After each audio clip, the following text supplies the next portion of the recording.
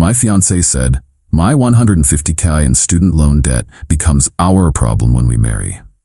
I replied, a partnership is a partnership. Then I hired a forensic accountant who found she'd spent $50K on spring break and designer bags, not tuition. I forwarded the report to her parents, who co-signed my loans, and then I, 29 male, had my whole life planned out with Bianca, 27F. We'd been together 3 years, engaged for 6 months, wedding set for next spring.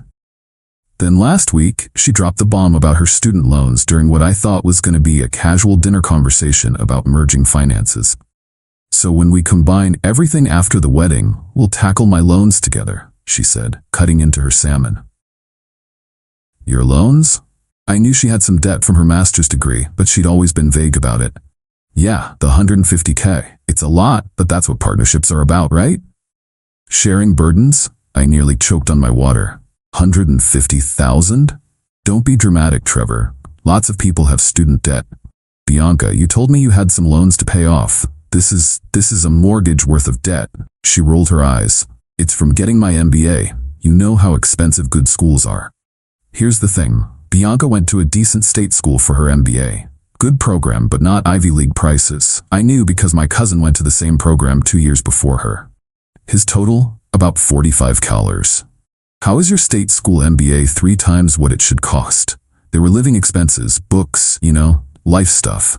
Life stuff. Trevor, once we're married, this becomes our debt anyway.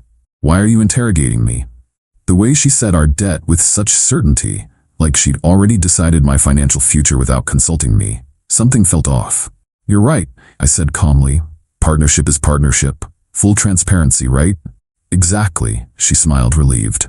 Great, then you won't mind if we go through the loan documents together, just so I understand what we're dealing with? Her face changed. That's invasive. You should trust me. I do trust you, but I also believe in understanding major financial commitments. Can you show me the loan breakdowns?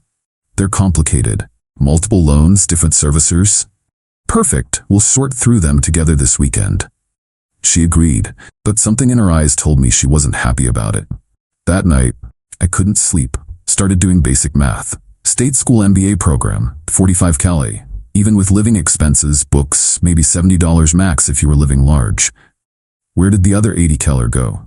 Saturday came. Oh, I can't find all the paperwork, she said. Must be at my parents' house. No problem, let's drive over and get them. They're out of town. Bianca, your mom literally posted a photo from their kitchen an hour ago. She exploded. Called me controlling, said I was treating her like a criminal, that if I loved her I'd just accept this. Then she said something that made my decision for me. You make good money, Trevor. You can afford to pay these off in like 5 years. Stop being so selfish. I made $85 a year. Good money. Yeah, but not pay off someone else's mysterious 6-figure debt while also trying to live. Money. You're right, I said. A partnership means sharing everything. Full transparency. I'll hire someone to help us organize all your loan documentation so we can make a payment plan. She looked relieved. She shouldn't have. Monday morning, I hired a forensic accountant. Told Bianca it was a financial advisor to help us plan for marriage. She bought it. What he found was insane. Update 1. Got the forensic accountant's preliminary findings yesterday. I'm sitting here staring at this report, feeling like I never knew the person I was going to marry. Here's the breakdown. Actual tuition and fees. $48,000. Legitimate living expenses, rent, food, transport, $22,000. The other $80,000? Buckle up. Spring break trips, not 1, not 2, but 5 luxury spring break trips. Cabo junior year, $8,000. Dubai senior year, $12,000. Bali first year grad school, $9,000. Greece second year, $10,000. Tulum 6 months ago while we were engaged, $7,000. Designer goods, bags, shoes, jewelry, $25,000 over 4 years. Many items I've never even seen her wear. Random spending, bottle service at clubs, $5,000. Expensive dinners, $4,000. The kicker? She took out extra loans beyond what she needed for school, citing educational expenses. Then she'd deposit the money and immediately transfer it to her checking account. But wait, it gets worse. Her parents, Roberto and Diane, co-signed every single loan. They think they're on the hook for education expenses. They have no idea they co-signed for their daughter's designer bag addiction. The accountant also found something interesting. 3 of the loans were taken out after she started dating me. After she knew I had a steady job and was husband material, her friend's words in a text he found on her public Venmo transactions. I sat on this information for 2 days, trying to process it. Then, Bianca forced my hand. Yesterday she comes home with wedding venue brochures. I put a deposit down on the Riverside Country Club. Isn't it perfect? How much was the deposit? Just $5,000. Daddy gave it to me as an early wedding gift. Her father, who co-signed $150,000 in loans thinking he was investing in his daughter's education, just gave her another $5. Bianca, we need to talk about your loans. Ugh, not this again. I told you, we'll handle it after the wedding. Actually, we won't. I pulled out the forensic report, set it on the table. Her face went white as she flipped through it. You hired someone to investigate me. I hired someone to understand what I was signing up for. And now I know. This is a violation of trust. How dare you? How dare I? You lied about $80,000 in party and shopping debt, called it education, and expected me to pay it off. It is education. Those trips were networking opportunities. The bags are for professional appearance. Networking in Tulum? Professional Hermes bags that cost $15,000? She switched tactics, started crying. I was young and stupid, okay? But we can work through this. Couples overcome bigger problems. You're right. Some couples do.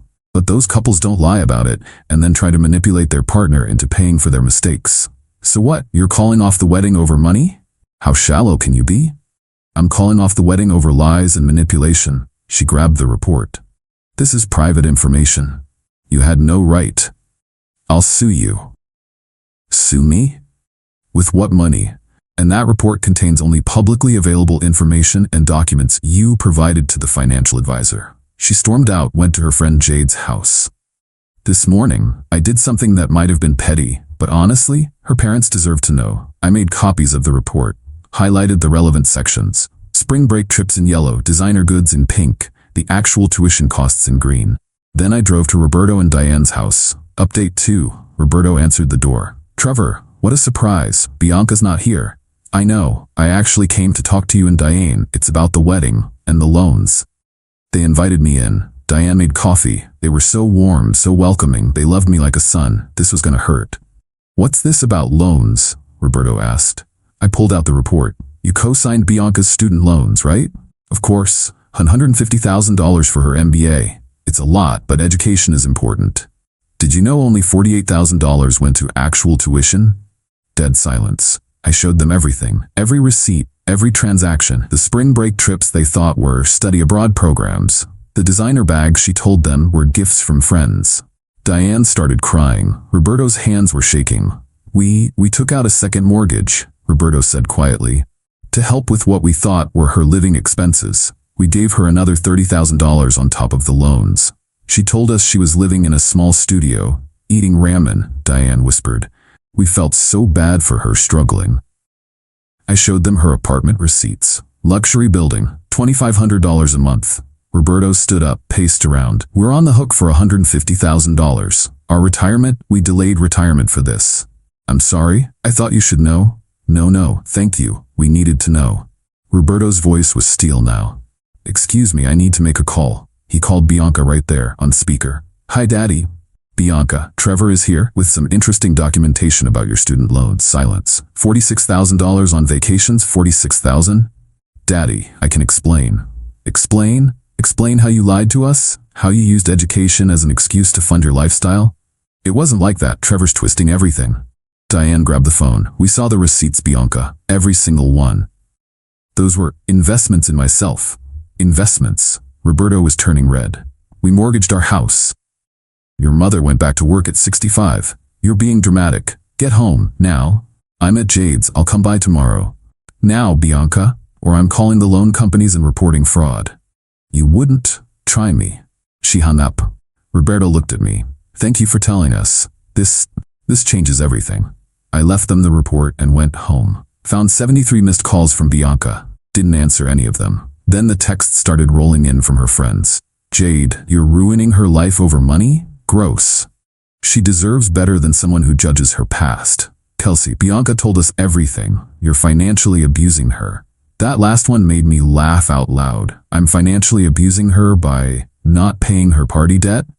But then came the real kicker, a text from Bianca.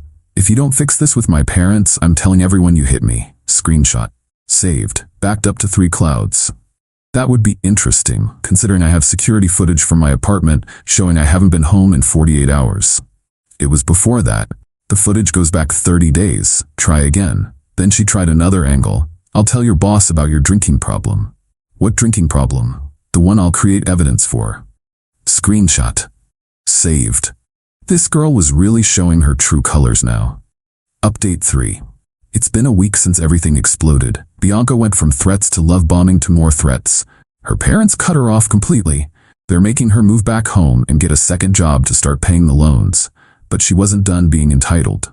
Oh no. Tuesday, she shows up at my apartment with 3 suitcases. I'm moving back in. No, you're not. I have tenant rights. I've been living here. You're not on the lease. You have no mail here. You're listed at your parents' address on your license. I'll call the cops. Please do. She did.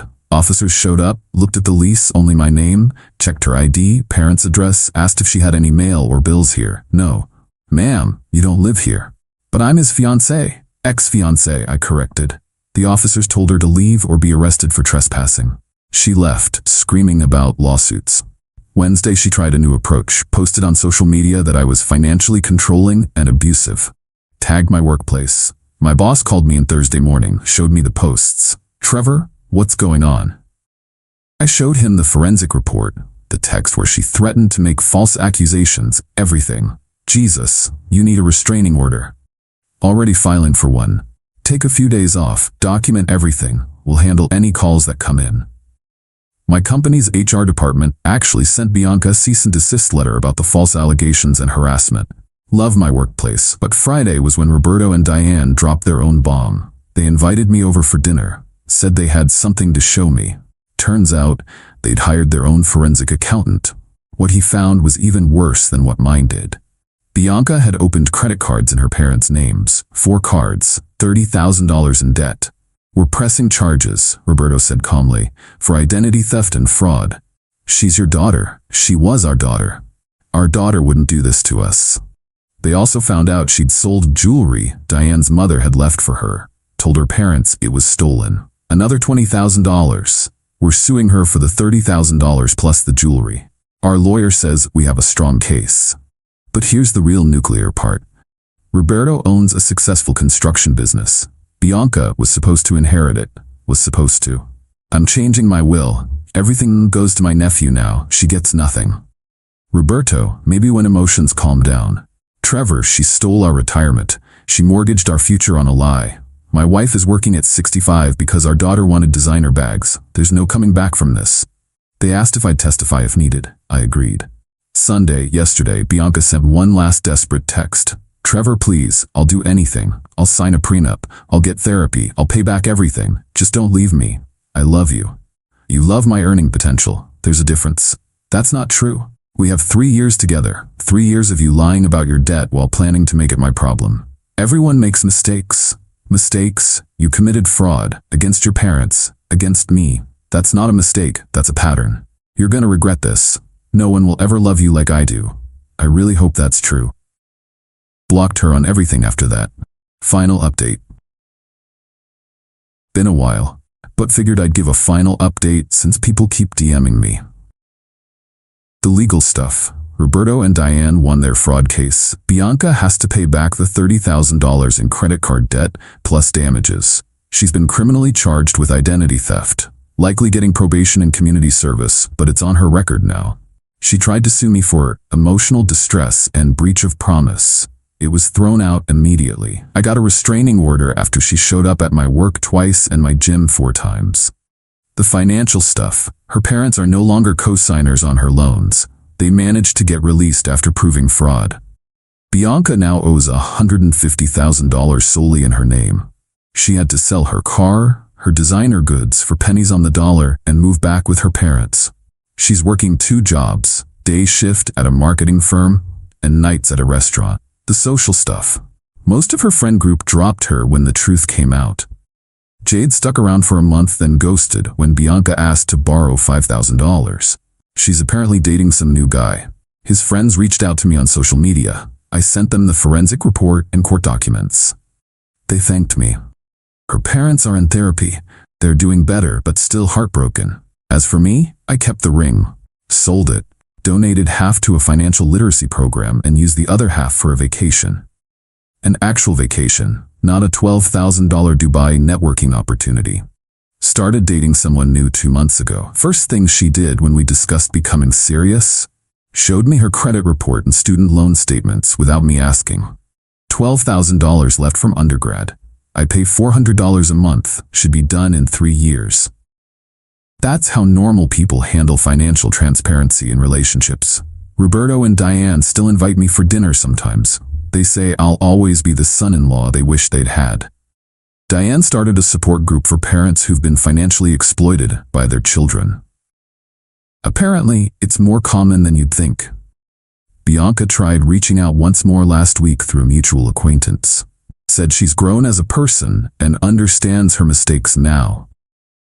The mutual acquaintance then mentioned Bianca asked if I could loan her $10,000 to help with her loans since it's partly my fault she's in this situation, for exposing her mistakes instead of supporting her growth.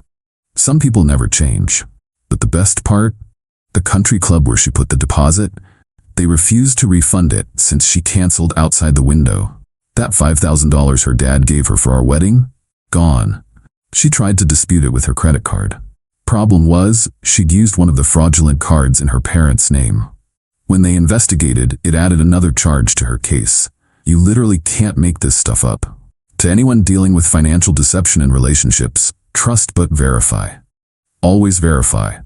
Love shouldn't make you blind to red flags, especially when those red flags cost $150,000.